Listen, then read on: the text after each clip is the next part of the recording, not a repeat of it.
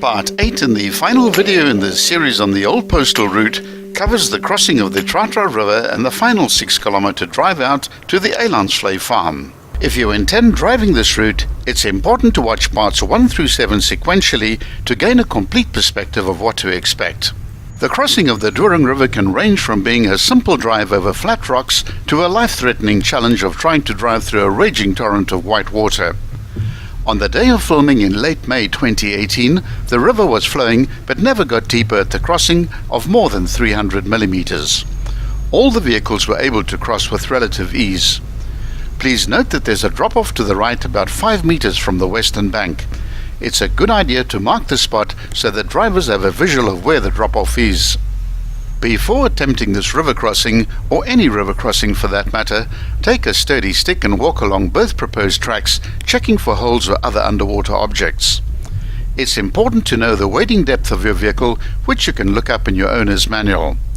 Measure that depth from the ground up to a point on your leg and make a mark. Alternatively, make a depth mark on a stick.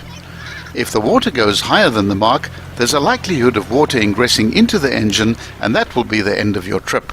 It's also very important to gauge the strength of the current.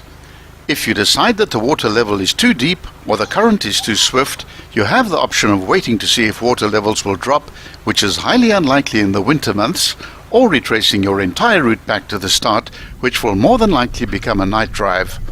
It is for this reason that some people prefer driving this route from east to west, so that if the river is too deep, abandoning the route is not too much of a hassle. Once over the river, the embankment has been crudely concreted and turns very sharply through 110 degrees, where it rises sharply, then levels off and follows the eastern bank of the river for 600 meters between some weathered rock formations.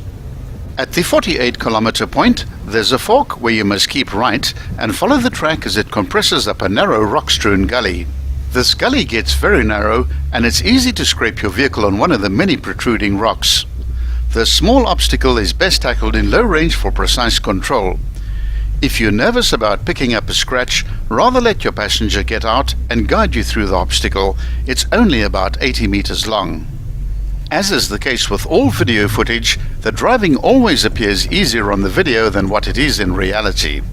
Once you clear of the gully, which gets you to the top of the riverbank, you're faced with a complete change of topography. A huge featureless plain lies stretched out in front of you, seemingly devoid of life. This is the start of the Tankwa Karoo. Immediately after cresting the top of the gully, there's an intersection with 4 options. Keep going straight for another 1.3 kilometers directly into the east, and use the green oasis of trees far ahead as your natural guiding point.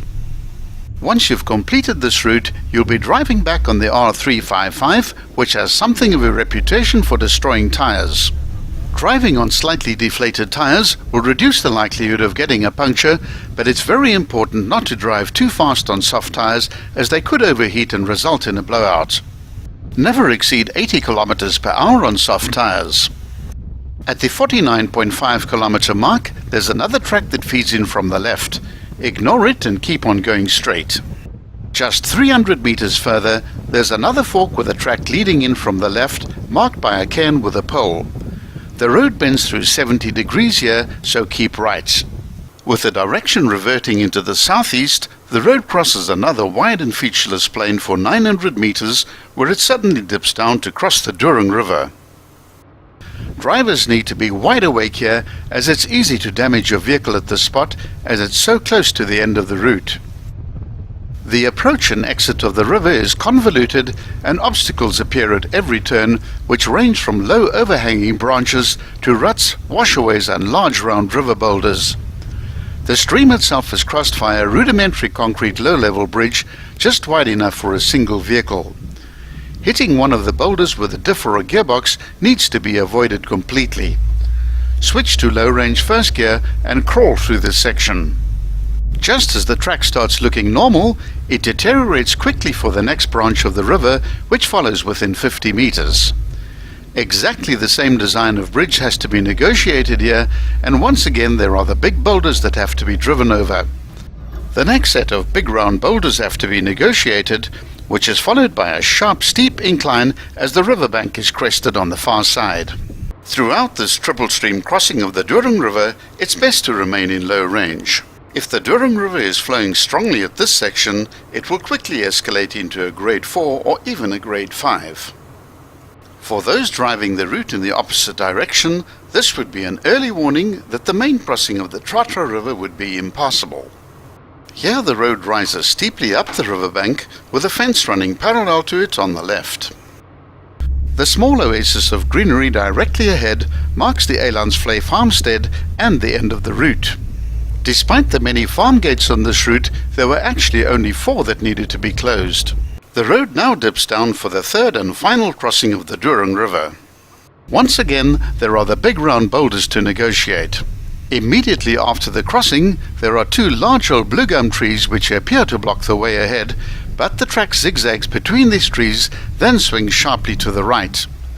Please note that there's an old steel cable strung between these 2 old trees that could snag higher vehicles, and especially those with tall radio aerials.